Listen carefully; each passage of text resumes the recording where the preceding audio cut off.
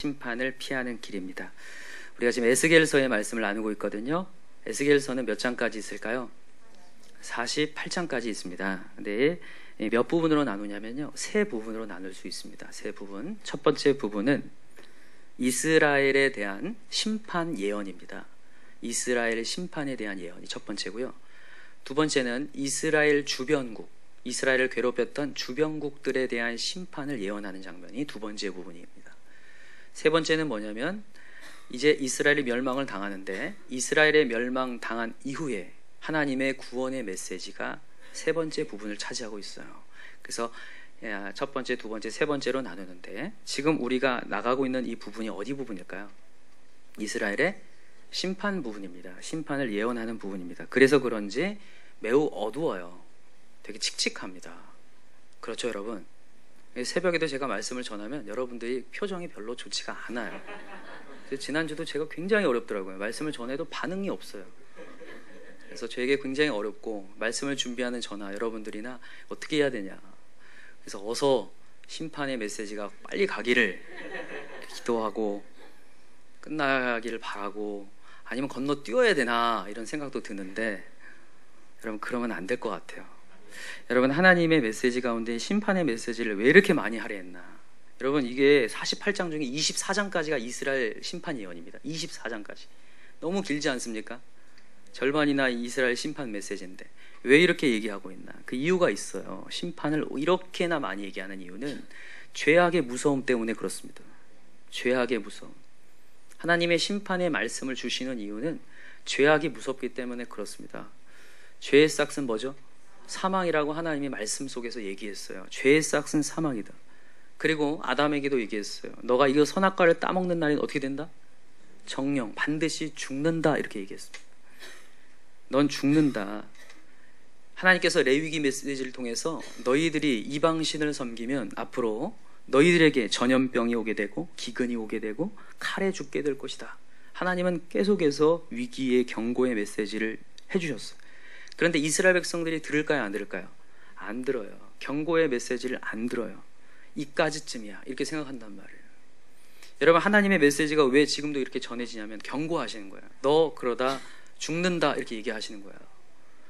여러분, 이 일본이라는 나라가 2차 세계대전을 일으킨 나라 중에 하나입니다. 근데 언제 일본이 항복을 하게 되냐면 1945년에 뭐가 떨어집니까? 원자폭탄이 떨어졌어요. 어디에 떨어졌을까요? 히로시마와 나가사키에 떨어졌습니다. 근데 여러분, 원자폭탄이 언제 개발됐냐면 1943년도에 개발됐어요. 그러니까 45년도에 폭탄이 떨어지기 전 2년 전에 개발됐거든요. 한 번도 원자폭탄을 써본 적이 없어요. 근데 이것을 개발한 사람들이 얘기를 한 거예요. 이거 굉장한 위력이 있는 거다.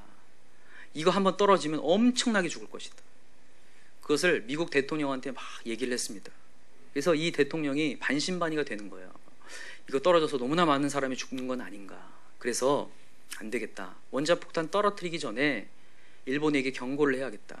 그래서 3차에 걸쳐서 경고를 합니다. 첫 번째 1차 경고는 직접 이 트루먼 대통령이 거기 이 천황에게, 일본 천황과 총리에게 얘기를 해요. 뭐라고요? 너희들에게 원자폭탄을 떨어뜨릴 것이다. 그러니까 너희들이 정신을 차리고 항복해라. 너희들 항복하면 원자폭탄을 떨어뜨리지 않겠다라고 얘기합니다. 듣습니까? 안 듣습니까? 안 들어요. 그리고 국민들한테 얘기하지도 않습니다. 1차. 2차 때에는 이제 나가사키와 히로시마에 떨어뜨릴 것이다. 떨어뜨릴 것이다. 그래서 이 지역에 있어서 몇십 킬로미터 되지 몇백 킬로 반경으로 벗어나라, 이렇게 얘기를 했어요. 들을까요, 안 들을까요? 안 들어요. 그리고 3차 경고를 하는데 이제 미국 전투기가 원자폭탄을 가지고 위로 떴어요. 그러면서 공습경보를 발령했습니다. 아시죠, 여러분? 공습경보 엥 하는 거, 공습경보를 발령했는데 그것을 듣질 않아요. 공습경보가 발령돼서 대피소로 대피하거나 방공으로 숨으라고 했는데 듣지 않습니다. 그리고 원자폭탄이 떨어졌거든요. 그 자리에서 히로시마에서는 10만 명이 그 자리에서 즉사했고 나가사키에는 8만 명이 죽습니다. 근데 여러분, 원자폭탄은 떨어져 죽는 게 문제가 아니라 그거에 피폭당하면 후유증으로 서서히 죽어가는 사람이 많다는 거예요. 그래서 아마 2년, 3년 사이에 30만 명이 죽었어요. 그 즉사한 사람 말고도 30만 명이 죽고 아직까지 50년째 후유증에 시달리는 사람들이 많다는 거죠. 제가 그걸 보면서 야, 여러분 경고를 무시하면 안 된다는 것을 많이 느껴요. 하나님께서 왜 심판의 메시지를 이렇게나 많이 하려 하고 있냐면 반드시 이루어질 거니까. 하나님의 말씀대로 가지 않으면 너희들은 반드시 심판받는다. 여러분 히브리서 9장에 분명히 얘기했습니다. 인간이 한 번 죽는 것은 정한 이치인데 그 이후에는 뭐가 있으리니? 심판이 있다고 했어요. 너의 행한 대로 갚아주리라. 반드시 천국과 지옥은 나눠진다. 그러나 너희들이 모두 죄가 있기에 너희들은 사망으로 갈 수밖에 없는데 우리에게 예수를 주셨다는 거였어요. 그 예수를 따라가지 않으면 너희들은 죽는다. 이것을 우리에게 경고장으로 주셨다는 거죠. 그 경고장을 우리가 듣고 가야 될 줄 믿습니다. 근데 이스라엘 백성이 듣습니까? 안 듣습니까? 안 들어요. 오늘 메시지가 심판을 피하는 길인데 우리는 어떻게 심판을 피할 수 있는 방법, 피할 수 있는 길을 가져야 될 것인가? 오늘 한번 말씀을 통해서 나눌까 합니다. 첫 번째는 뭐냐면 돈으로 피할 수 있는가 하는 거예요. 돈으로 피할 수 있습니까? 당연히 없죠. 당연히 없죠. 자, 19절 한번 읽어봅시다. 19절 같이 읽을게요. 시작. 그들이 그 은을 거리에 던지며 그 금을 오물같이 여기리니 이는 여호와 내가 진노를 내리는 날에 그들의 은과 금이 능히 그들을 건지지 못하며 능히 그 심령을 족하게 하거나 그 창자를 채우지 못하고 오직 죄악의 걸림돌이 됨이로다. 여러분 이 돈이 하나님의 심판의 날에 그들을 능히 건지지 못한다 이렇게 얘기했어요. 근데 여러분 사실 돈이 우리를 구원하지 못한다는 얘기는 이제 알아요. 다 아시잖아요 사실. 근데 여러분 이 문제가 쉬운 문제입니까? 쉬운 문제는 아니에요. 돈 쉽지 않습니다. 제가 물어보겠습니다. 여러분 돈이 좋습니까? 싫습니까? 좋죠 당연히. 돈 싫어하는 사람 어디 있습니까? 여기서 돈을 막 한 몇백 준다는데 아우 저는요 돈 혐오스러워요. 주지 마세요. 이럴 사람이 어디 있어요? 돈 좋죠. 돈이 왜 좋은 줄 아세요? 돈이 왜 좋습니까? 돈은 우리를 편하게 하니까 좋습니다.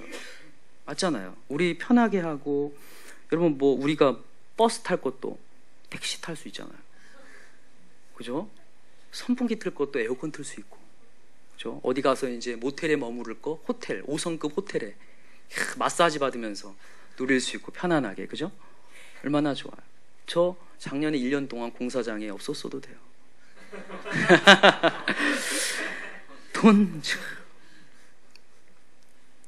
돈이라는 게 참 무섭죠. 여러분 우리가 어떤 위기보다도 가장 큰 위기고 고민인 경우는 항상 돈이에요. 경제적 위기거든요. 어떤 대통령이 좋은 대통령입니까? 경제 살리는 대통령이 최고거든요. 나라가 뭐 어떻게 윤리적이고 도덕적으로 떠나서 경제가 무너지면 그 대통령은 아주 나쁜 놈이 되는 거잖아요. 그게 우리의 어떤 모습이거든요. 우리의 단면이거든요. 그래서 이 돈이라는 문제를 그냥 쉽게 생각해서는 되는 게 아닌 것 같아요. 여러분 우리가 다른 손해가 나는 것은 그렇게 힘들지 않아도 돈의 손해 나면 그렇게 힘들어요. 내가 어떤 물건을 샀는데 내 옆에 있는 사람이 나보다 더 싸게 샀어. 그렇게 억울하잖아요. 다른 문제 때문에는 그렇게 막 힘들지 않아도 우리가 돈의 손해가 나면, 난 이런 분도 봤거든요. 돈에 어느 정도 손해가 나서 불면증에 시달리다가 큰 병에 걸려서 시름시름 앓다가 죽는 것도 봤어요. 돈 때문에. 그 돈이 뭐라고? 그 돈 없어도 사실 그분 딱 보면 그 돈 없어도 살거든요. 살 수 있거든요. 하나님이 채우시거든요. 근데도 그것 때문에 시름시름 앓다가 죽는 걸 본다니까요. 이게 돈의 무서움을 봐요. 그래서 신앙생활도 돈 때문에 하시는 분들이 있어요. 하나님이 돈 준다니까. 제가 한번 물어보겠습니다. 두 가지 질문할 텐데, 여러분 신앙생활 잘하면 물질의 축복이 있습니까? 없습니까? 아, 있어요. 자, 그럼 또 하나 질문하겠습니다. 그러면 당신은, 여러분들이죠, 당신은 물질 축복을 받기 위해 신앙생활을 열심히 하고 있습니까? 안 넘어오시네요. 여러분 이 질문은 굉장히 중요한 질문이에요. 이게 굉장히 위험할 수 있기 때문에 제가 이 질문을 드립니다. 왜냐하면 여러분 우리가 돈을 목적으로 신앙생활하면 굉장히 위험한 거예요. 그거는 하나님을 믿는 게 아니라 돈을 믿는 거기 때문에 그래요. 하나님 돈 주셔요. 내가 돈 주신다는 거 믿고 내가 열심히 신앙생활 할게요. 이것 자체가 돈이 신이 되고 있는 거예요. 돈이 목적이 되어 있는 신앙은 절대적인 건강한 신앙이 아니라는 거예요. 그렇다고 제가 여러분들에게 돈을 구하지 마세요가 아닙니다. 하나님이 주신 사명 가운데에 돈을 구할 수 있어요. 그러나 그 돈 때문에 마음이 어려워져서 돈을 구하고 있다, 계속해서 돈에 포커스를 맞추고 있다, 무섭습니다. 여러분, 돈은요, 주목하면 주목할수록 그 돈이 나를 더 갈급하게 만들어요. 더 갈급하게. 마치 바닷물과 같아요. 여러분, 바닷물을 먹으면 갈증이 해소되는 것 같아도 더 갈증을 일으켜서 사람을 죽인다고 하죠. 돈이 그렇습니다. 돈을 주목하면 우리의 인생을 더 갈증을 일으켜서 우리 인생을 죽여가요. 제가 아는 선배 가운데에 같은 우리 기독교 학과를 나왔는데 열심히 주의 길을 가려다가 어떠한 사람의 제안을 받아서 어떤 조선소에 들어가게 됐어요. 그리고 그분이 이제 한 몇 년 지난 뒤에 만나게 됐는데 그분이 한 달에 2천만 원 정도를 번다고 하더라고요. 상당히 많이 받는 거잖아요. 그죠? 별로 안 놀래네요. 여러분들 더 많이 받으셔서 그런가? 2년이면 2억이 넘는 돈이잖아요. 많이 받는 거잖아요. 그죠? 많이 받으니까 내가 놀래가지고, 야, 형님은 어때요? 그렇게 돈이 많이 벌리니까. 처음에는 좀 좋더니 그렇게 좋지 않다라는 거예요. 왜 그러냐? 같이 일하고 있는 동종업계에 있는 자기와 함께 일하는 사람들이 자기보다 더 받는다는 거예요.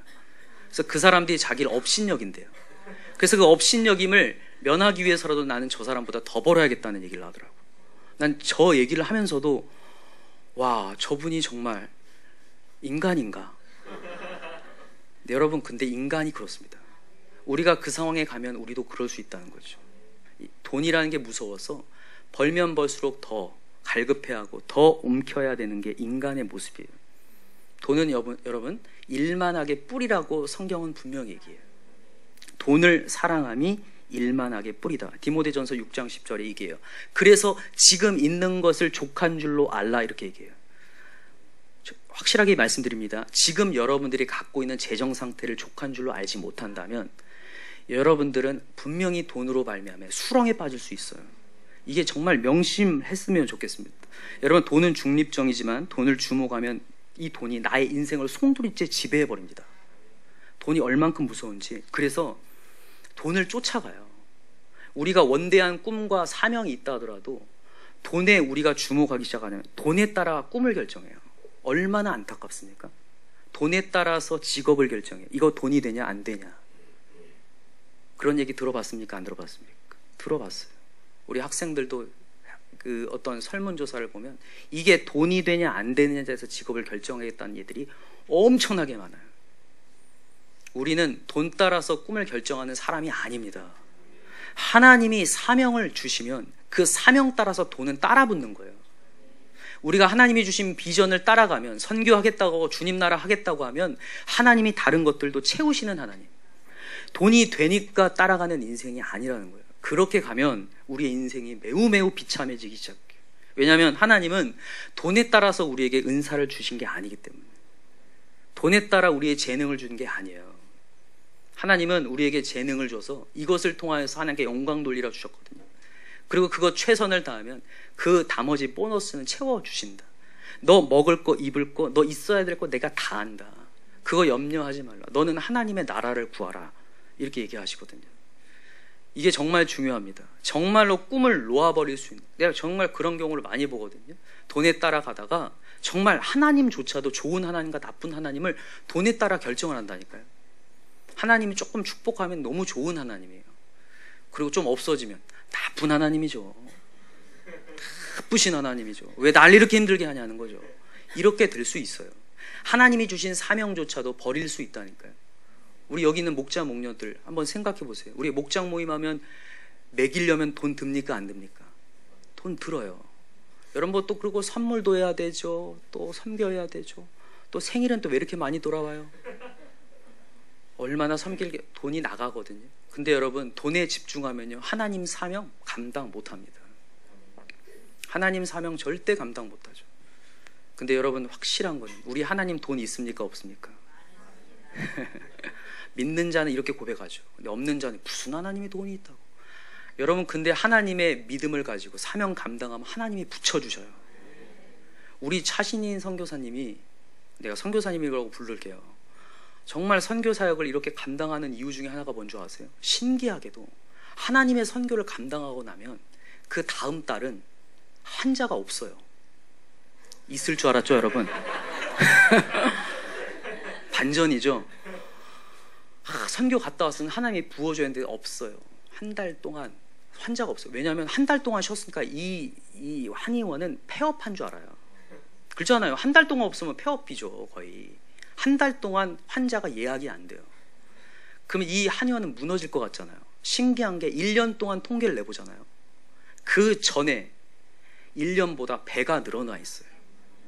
저는 이런 간증을 해야 되는지 안 해야 되는지 모르겠는데 하나님이 책임진다는 걸 얘기하고 싶어서 하는 거예요. 뭐 2배가 되든 3배가 되든 1.5배가 되든 0이 되든 그게 문제가 아니라 하나님이 우리를 채우시겠다는 거예요. 그래서 차신인 선교사님이 더욱 강력하게 선교를 하면서 얘기를 하는 거예요. 아, 하나님이 책임지는구나. 내가 처음에는 이게 한 달 이제 안 벌릴 때는 나한테 믿음 없는 소리도 하더라고요. 아, 선교를 괜히 간 것 같다. 아, 갔다가 망하게 생겼다. 아니라는 거죠. 아니다. 계속 가보자. 하나님 책임진다. 여러분, 이 하나님을 믿었으면 좋겠습니다. 이 얘기를 하려면 사실 누굴 빼놓지 말아야 되냐면 아브라함을 빼놓을 수가 없어요. 여러분, 아브라함과 롯이 하나님께서 축복을 하셔서 굉장히 부자가 됐습니다. 굉장한 부자가 됐어요. 그래서 함께 할 수가 없어서 땅을 나누게 됩니다. 그때의 아브라함이 조카 롯에게 너가 먼저 땅을 선택하라고 해요. 그래서 롯이 싹 보니까 어디 땅이 좋아 보여요. 소할 땅이 굉장히 좋아 보여요. 비옥하고 기름지고 너무 좋아서 야, 여기다가 이제 뭔가 개발하기 위해 굉장히 좋은 곳이란 말이에요. 저기는 정말 이제 나중에 부귀 영화를 누릴 수 있는 곳이구나. 뭔가 분양가가 굉장히 높아지겠구나. 이렇게 생각한 거예요. 그 땅을 선택합니다. 그런데 신기한 게 뭔지 아세요? 사실 아브라함이 먼저 선택권이 있을 수 있는 사람입니다. 조카 롯은 따라왔어요. 따라와서 살림이 많아진 것뿐이거든요. 그래서 아브라함이 선택할 수 있는데 왜 아브라함은 조카 롯에게 먼저 선택하라고 했을까? 그는 말씀을 따라가는 사람이기 때문에 그래요. 아브라함은 친척 아비집을 떠나 내가 네게 지시할 땅으로 가라. 처음부터 하나님 말씀 따라온 사람입니다. 돈 따라온 사람이 아니에요. 보이는 거 따라온 사람이 아니라 하나님 사명 따라온 사람이에요. 여러분, 결과가 어떤 줄 아세요? 조카 롯은 소할 땅의 소돔과 고모라라는 도시에 죄악이 관영하는 곳이었어요. 여러분, 확실히 물질이 많은 곳은 죄가 넘쳐나거든요. 그 죄악으로 결국에는 하나님의 심판을 유황불로 말미암아 그 도시가 멸해지고 그 롯의 가문은 끝나버립니다. 여러분, 이건 확실한 것 같아요. 돈을 따라가는 인생은요, 그 인생의 가문이 거기서 끝나요. 근데 아브라함은 말씀을 따라가죠. 말씀으로 따라갔더니 하나님의 믿음의 가문이 이어져요. 아브라함을 통해 이삭이 나왔고 이삭이 야곱이 요셉이 이스라엘 온 민족으로 형성이 되어서 하나님의 민족을 형성하게 되거든요. 제가 그걸 보면서 확실히 느낀 거, 여러분, 우리 하나님 따라가면 삽니다. 그리고 아브라함은 그것뿐만이 아니라 이 생에서도 하나님이 복을 누리게 하셔요. 풍성히 누리게 하시거든요. 근데 반대로 돈을 따라가는 인생이었다가 자기도 망할 뿐더러 다 망하는 인생을 만드는 거예요. 전 이걸 보면서 다시 한번 느껴요. 아, 여러분, 제가는 정말 우리는 돈을 따라가 멸망당하지 말아야 되겠구나. 여러분, 돈으로는 심판을 피할 수 없습니다. 여러분, 그걸 정말 믿으시기 바래요. 여러분, 성경 마태복음 6장에 분명히 얘기합니다. 두 주인을 섬길 수 없다고 얘기해요. 하나님과 재물을 겸하여 섬길 수 없다, 이렇게 얘기합니다. 재물을 겸하여 섬길 수 없다. 이건 정말 확실한 것 같아요. 여러분, 우리가 하나님을 섬기다 보면요, 물질적인 어려움 당할 수 있고 주님 앞에 헌신할 수 있는 도전장이 우리에게 올 수 있어요. 근데 하나님이 그런 도전장을 우리에게 왜 주실까요? 내가 돈이 책임지는 게 아니라 내가 책임진다는 거잖아요. 여러분, 이전에 제가 이런 간증을 들은 적이 있어요. 어떤 한 성도님이 교회 근처로 오려고 하다가 자기가 먼 곳에 살고 있었는데 이 교회 근처에 와서 예배를 잘 드리려고 교회 근처로 오려고 그 전에 있는 집을 팔았어요. 근데 그 집이 굉장히 가치가 높은 곳이었나 봐요. 그걸 팔고 여기 왔더니 몇 천이 손해가 났다는 거예요. 근데 몇 천이 손해가 났는데 왜 이렇게 자기 마음은 감사하고 기쁘냐는 거예요. 그걸 간증했거든요. 여러분, 그분이 왜 기쁠까요? 왜 기쁠까? 그분은 왜 기쁠까? 이분이 기쁜 이유가, 아, 그래, 나는 물질을 선택하지 않고 하나님을 선택했어. 그래, 난 참 괜찮은 놈이야. 이래서 기쁠까요? 아닙니다. 이분은 이미 하나님께 받은 은혜가 돈보다 크다는 걸 알고 있기 때문에 기쁜 거예요. 하나님의 은혜가 돈의 가치보다 더 귀하다는 것을 깨달았기 때문에 기쁘고 그 선택을 한 거라고요. 여러분과 제가 오늘도 하나님의 그 큰 은혜, 돈을 쫓아가다 보면 여러분 잠깐은 기뻐요, 돈이. 그러나 우리의 인생을 더 피폐하게 만들 수 있습니다. 그러나 하나님을 따라가면 우리에게 샘솟는 생명의 영광과 은혜가 있다라는 거죠. 여러분 그걸 다 경험했으면 좋겠어요. 진짜로 돈은 아무것도 아니었구나. 하나님을 따라가면 하나님이 그것도 주시지만 나에게 정말 평강과 은혜를 주시는 분이구나. 이거를 다 체험할 수 있는 저와 여러분들이 간절히 기도합니다. 두 번째로 갈게요. 두 번째는 뭐냐면 인간의 노력이에요. 인간의 노력이 심판을 피할 수 있는가? 답은 뭡니까? 아니다죠. 여러분 사실 노력이라는 단어가 나쁜 단어가 아닙니다. 노력은 배신하지 않는다는 말 들어보셨나요? 좋은 얘기잖아요. 여러분 노력하셔야 됩니다. 오늘 인간의 노력이 뭐 필요 없다니까 뭐 안 하시고 이러면 안 돼요. 너무 좋은 얘기입니다. 노력은 배신하지 않는다는 말이 너무 좋은 얘기인데 성경에도 분명히 얘기하고 있어요. 심는 대로 거둔다 이런 말이 있습니다. 그리고 눈물을 흘리며 씨를 뿌린 자는 기쁨으로 단을 거두리로다 이런 얘기가 있어요. 중요한 게 있습니다. 우리가 어떤 노력을 하냐는 거예요. 우리가 열심히 노력해도 그게 헛된 노력일 수 있습니다. 이런 얘기는 많이 들어보셨죠? 무조건 노력은 잘못된 거다. 무조건 노력은. 이런 신문기사 이런 기사가 났어요. 어떤 한 사람이 심장마비에 걸려서 응급실에 오게 됐습니다. 그래서 심폐소생술을 막 했어요. 아무리 해도 근데 살아나지 않고 결국은 죽었어요. 근데 이 의사가 이 죽은 사람을 딱 보니까 이상한 게 발견됐어요. 이 사람이 손에 뭔가를 꽉 쥐고 있는 거예요. 꽉 쥐고 있어요. 그래서 이 의사 선생님이 이 사람의 손을 딱 폈어요. 죽으면 이게 피기가 그렇게 어렵대요. 꽉 폈더니 뭐가 나왔냐면 뭐가 나왔을까요? 화투 2장이 나왔습니다. 화투 2장이 나왔는데 하나는 사쿠라 광과 803 광이 나왔어요. 이게 여러분들 노름을 하신 분들은 아시잖아요. 우리 차집사님 노름을 해보셨군요. 이게 38광땡이라고 최고래요. 그래서 이분이 노름을 하신 분들은 이걸 쫀다고 해요. 이렇게 쭉 쪄봤는데 이게 38광땡이 나와서 너무 기쁜 나머지 심장마비에 걸려서 돌아가시는 거예요. 제가 이 얘기를 왜 해드리냐면요, 이렇게 해서 심장마비 걸려 죽은 이분을 멋있게 살다 가셨군요. 존경스럽군요. 우리가 박수 칠 수 있나요? 아닙니다. 무슨 얘기를 하고 싶냐면 우리의 노력이 열심을 다해도 아무 열매가 없을 수 있다는 거예요. 성경은 분명히 갈라디아 6장 얘기합니다. 무엇으로 심든지 그대로 거두리라 했어요. 어떤 씨로 심든지. 여러분 죄를 심으면 뭘 거두냐면 죄를 거둡니다. 죄는 반드시 죄를 낳게 되어 있어요. 죄는 죄를 거둔다고요. 여러분 기도를 심으면요 하나님의 응답을 거두게 되어 있습니다. 여러분 진리를 심으면 생명인 예수 그리스도를 거두게 되어 있어요. 이건 정말입니다.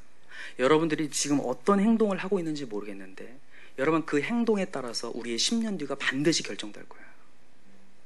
이스라엘 백성들이 계속 이방 신을 섬겨요. 그리고 지금 심판이 온 거예요. 여러분 심판은요 바로 오지 않습니다. 그게 쌓여서 오는 거예요. 내가 내 인생을 어떻게 살고 있느냐, 어떻게 주님 앞에 사람들은 그래요. 뭐 기도해도 달라질 게 없다. 아닙니다. 이게 차츰차츰 씨앗이 점점점 자라기 시작해서 열매를 거두거든요. 내가 무엇을 심느냐, 이게 너무너무 중요한 것 같아요. 오늘 14절 보세요. 14절 같이 읽어볼게요. 시작. 그들이 나팔을 불어 온갖 것을 준비하였을지라도 전쟁에 나갈 사람이 없나니 이는 내 진노가 그 모든 무리에게 이르렀습니다. 여러분 아무리 나팔을 불면서 전쟁을 준비했지만 전쟁에 이길 수가 없어요. 왜냐하면 전쟁에 나갈 군사가 없는 거예요. 뭘 의미하는 거냐면 아무리 인간적인 노력을 해도 그들에게는 전쟁에 이길 수 있는 힘이 없는 거예요. 왜요? 누구를 소외시켰으니까요? 하나님을 소외시켰으니까. 여러분 이스라엘의 죄악이 두 가지거든요. 첫 번째는 뭔지 아세요?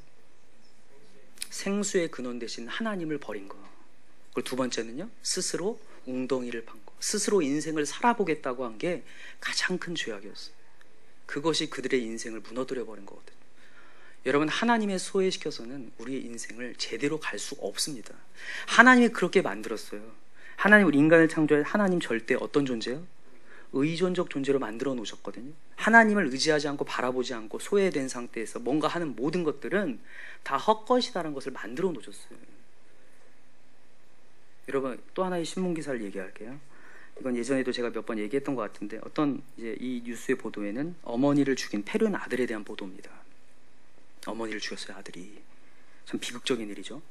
너무 끔찍하잖아요. 근데 이제 이 재판 과정 속에서 이 검사가 보니까 이 아들이 어떤 변론을 해야 될 시간에 변론을 안고 가만히 있는 거예요. 너무 이상하다.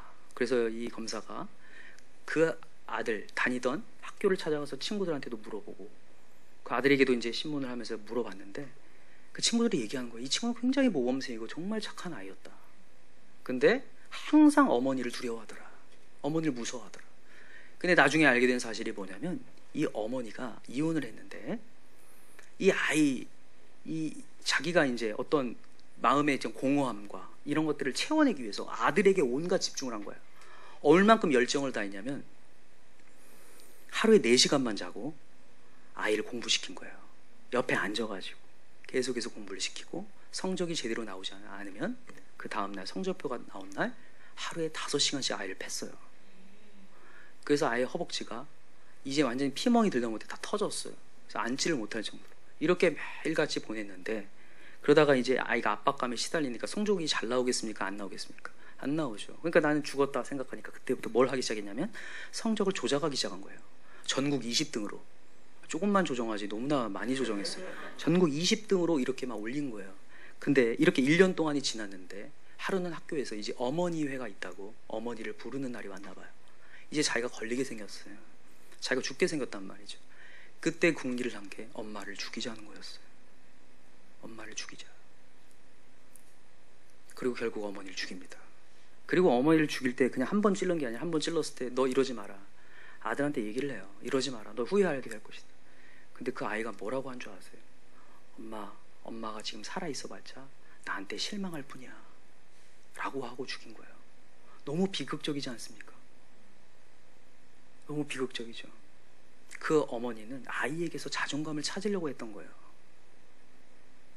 제가 이거에 대해서 그래서 한 어떤 심리학자가 얘기한 것들에 대해서 한번 얘기해 드릴게요. 에드원 프리드먼이라고 하는 심리학자면서 유대인 랍비가 한 말인데, 아이의 정신건강은 아이의 성취도에 따라 자존감을 찾으려는 부모의 열정과 반비례한다. 굉장히 어려운 말 같은데 이해하시겠죠? 아이의 성취도에 따라서 자존감을 찾으려는 부모의 열정과 반비례한대요. 여러분, 인간은요, 사람에 따라서 자존감이 높아졌다 낮았다 하는 게 아닙니다. 인간은 하나님을 찾아야 자존감이 높아져요. 아까 저 얘기했듯이 하나님 절대 의존적 존재이기 때문입니다. 우리가 누군가를 만나서가 아니라 하나님을 만나서요. 그래서 여러분, 우리가 어떤 사람이 어떻고 저쩌고에 대해서 너무 조바심을 가질 필요가 없는 게, 내가 하나님과 소통하고 있는 순간 내가 넉넉해지고 내가 평강해질 수 있다는 거예요. 여러분, 인간의 노력이 아닌 하나님을 소외시키지 않고 하나님을 우리가 모시고 하나님을 만나야 우리의 자존감이 높아진다는 거예요. 여러분, 우리 사랑하는 우리 여기 있는 우리 성도님들과 저는 하나님으로 말미암아 자존감이 높아졌으면 좋겠어요. 근데 여러분, 신앙생활하면서도 우리가 마찬가지로 이럴 수 있거든요. 하나님을 소외시키면서 내가 내 의로 내가 일을 할 수 있어요. 여러분, 마태복음 7장에 보면 주여 주여 하는 자마다 천국 가는 거 아니다라는 메시지 있죠. 이게 상당히 무서운 말이에요. 예배 때 주님을 주님 부르고 있는데 하나님은 너 도무지 알지 못한다 할 수 있다라는 거예요. 왜 그럴까요? 정말 그럴 수 있어요. 제가 목회를 하다 보니까 말씀 준비도요, 하나님을 소외시키고 말씀 준비할 수 있더라고요. 열심히 지식적으로 성경 보면서 할 수 있어요. 하나님 교제 없이. 어떤 목사님이 이런 간증을 하더라고요. 자기가 어떤 교회에 부임을 했는데 이제 목회를 잘하고 성도를 부흥시켜야 된다는 마음의 압박감 때문에 열심히 뛰었다는 거예요. 열심히 뛰고 열심히 성도들과 목회하고. 근데 변화가 없고 성장도 안 됐다는 거예요. 그리고 더 중요한 건 자기 몸이 너무 피폐해진다는 거예요. 정신적으로 너무 고갈된다는 걸 느꼈다는 거예요. 그리고 자기가 깨달은 게 맞아. 내가 해야 될 일은 하나님과 교제하는 건데 이걸 깨달았다는 거예요. 하나님과 교제해야 되는데. 여러분, 우리의 인생에 하나님이 앞서가셔야 됩니다. 절대 우리의 사역에 하나님이 소외되면 안 돼요. 이걸 열매로 알 수 있어요. 여러분, 제가요 신문을 통해서나 어떤 얘기들을 통해서 목사님들이 타락해가지고 무너졌다는 얘기를 들으면 제가 너무나 가슴이 아프면서 위기의식을 느껴요. 아니, 목사님이 어쩌다가 이렇게 되실 수 있었을까? 어떻게 하다가 이렇게 타락하고 무너질까? 이걸 봤더니 열매로 아는 거예요. 결국엔 자기 힘으로 자기 의로 하다가 무너진 거예요. 하나님이 앞서가지 않았던 거죠. 여러분, 우리 인생도 한번 돌아봐야 돼요. 제가 진짜 한번 주님의 사역을 많이 잘 감당하다가 떨어져 나가는 사람들을 보니까 그런 경우를 봐요. 정말 자기 의로 뭔가를 행하고 자기 의로 노력을 하다가 결국 무너지는 경우를 보거든요. 진짜로. 이걸 알 수 있는 방법이 뭐냐면요, 주님의 일을 감당해도 뭔가 평안이 없다. 이거 하나님을 소외시키고 있다는 증거예요. 내가 정말 주님의 일을 거룩하게 하고 있는데도 마음에 평안이 없고 계속해서 불안하고 조바심이 나고 하나님이 보이는 게 아니라 사람이 보이고 저 사람은 왜 저럴까? 계속 저 사람 때문에 무너지는 내 마음이 계속 자리 잡고 있다. 이거 하나님이 소외되고 있는 거예요. 이런 사람의 특징이 뭐냐면 기도할 때 들썩들썩해요. 기도가 오래 안 되고 기도도 빨리 해치워야 돼요. 기도 빨리 해치우고 가서 내일 해야 돼요. 하나님이 앞서가셔야 되는데 내가 앞서가야 되기 때문에 기도가 잘 안 돼요. 깊은 기도가 안 되고 하나님과 교제가 안 돼요. 여러분과 제가 제일 먼저 해야 될 게 하나님과 교제인 줄 믿습니다. 하나님은 우리가 교제하기를 원하세요. 하나님의 형상대로 하나님을 바라보는 주바라기, 절대 의존하기를 하나님이 정말 원하시거든요. 그래서 여러분과 제가 오늘도 내가 앞서가서 내가 사람을 바꿔보려고 하고 내가 조바심 내고 있고 내가 불안하다면 지금 하나님을 소외시키고 있는 거예요. 그래서 여러분과 제가 오늘도 다시 한번 하나님을 만나야 돼요. 하나님, 내가 하나님과 교제하고 싶습니다. 하나님을 만나고 싶습니다. 여러분, 오늘도 하나님을 힘입어야 우리의 신앙생활은 평강이 찾아옵니다. 하나님은 예수 그리스도가 부활하시고 우리에게 피스비 위드유 했거든요. 평안할지어다요. 평안할지어다. 우리가 평안이 없다면 잘못 가고 있는 거예요. 지금 하나님 분명히 평안 주셨다고 했는데. 여러분, 힙합 가수 중에 BY라고 하는 힙합 가수가 있더라고요. 되게 유명하잖아요. 쇼미더머니라고 하는 그런 힙합 프로그램이 있었나 봐요. 경쟁하는 프로그램. 거기서 1등을 했어요. 그게 뭐 시즌 몇 가지 있었던 것 같은데 몇 시즌 몇에서 1등한지 모르겠는데 하여튼 1등을 했어요. 그분이 자기가 쓴 모든 곡에는 다 성경의 메시지가 담겨져 있어요.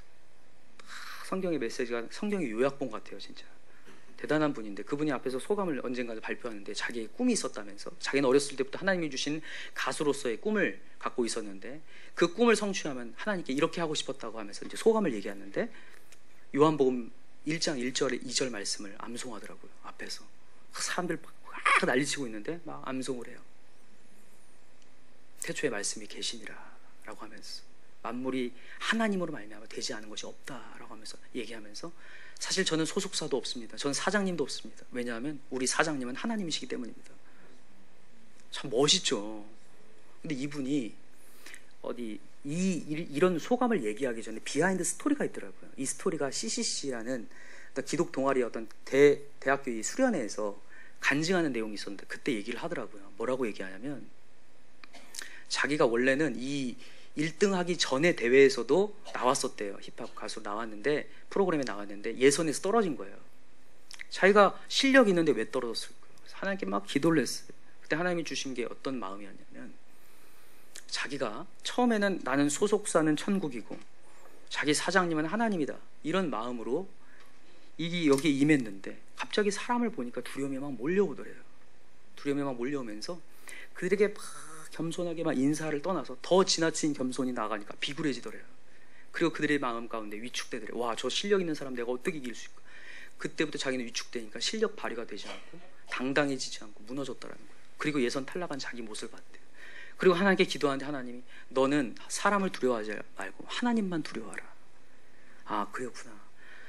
나는 하나님의 진리를 갖고 있는 사람이지. 그 진리의 당담을 가지고 두 번째 대회에 임한 거예요. 그리고 그 마음 가운데 하나님이 주신 당당함 가운데 그가 1등을 할 수 있었다는 얘기를 하더라고요. 전 이걸 들으면서 그렇구나, 진리를 진짜 붙들면 나에게 정말 당당함이 생기는구나. 여러분, 우리가 진리신 예수님을 진짜 붙들면 당당함이 생길 줄 믿습니다. 저는 뭐 다른 어떤 말씀보다 이 얘기를 딱 듣는데 제가 은혜가 너무 되는 거예요. 야, 그렇구나, 정말 진리이신 예수 그리스도가 내 앞에, 내 뒤에, 내 옆에 계시는데 내가 당당할 수 있겠구나. 여러분, 진리가 우리를 자유케 한다고 했습니다. 진리이신 예수가 있으면 우리가 당당해질 줄 믿어요. 오늘 이 말씀이 정말 생명이 될 줄 믿습니다. 예전부터 뭐 진리이신 예수 얘기했지만 진짜 이게 당당함이 되셨으면 좋겠어. 아, 예수가 나를 구원하시는구나, 예수가 나의 인생을 이끌어 가시는구나를 여러분 깨닫는 저와 여러분들이 간절히 기도해요. 여러분, 지금도 여러분, 우리가 인간관계 때문에 어려울 수 있고 돈 때문에 어려울 수 있어요. 우리 친구들 가운데서는 다 관계 때문에 어렵거든요. 친구들 관계. 그래서 이 사람 달래야 되고 저 사람 달래야 되고. 그러나 여러분, 진리이신 예수님의 당당함을 여러분 가운데 소유하시기 바라요. 그러면 그 당당함 가운데 사람들이 여러분들에게 몰려오는 역사가 일어날 줄 믿어요. 야, 멋있다, 당당하다. 놀라운 건 사람들이 이 BY의 이 소감을 보고 야, 다들 막 감탄이에요. 야, 어떻게 자기의 그 신념과 진리를 저렇게 당당하게 고백할 수 있을까? 나도 한번 믿어봐야지. 이게 전동거 같아요. 너무 멋있더라고요. 여러분과 제가 이런 진리의 당당함이 다 있었으면 좋겠습니다. 넉넉함이 있었으면 좋겠고요. 오늘도 조바심 내고 불안해하지 않고 정말 하나님이 계시기에 난 평안하다, 하나님이 일하실 것이기 때문에 내가 앞서가지 말아야지, 하나님이 앞서가시지, 하나님이 저 사람 변화시킬 거야, 내가 하나님께 더 교제해야지, 하나님께 더 기도해야지. 오늘도 하나님께 교제 중심으로 나아가셨으면 좋겠어요. 오늘 하나님께 더 가까이 나아가서 하나님이 역사하신 것들을 다 경험했으면 좋겠고요. 오늘도 여러분 주여 주여만 외칠 것이 아니라 진짜로 하나님께 교제하면서 하나님, 내 일을 주님께 맡깁니다, 하나님 일하여 주옵소서. 오늘도 그렇게 얘기할 수 있는 저와 여러분들을 간절히 기도합니다. 이 시간에 우리 찬양 하나 하고 우리 같이 기도했으면 좋겠는데, 하나님께로 더 가까이 갑니다라는 찬양입니다. 이 찬양 함께 할 텐데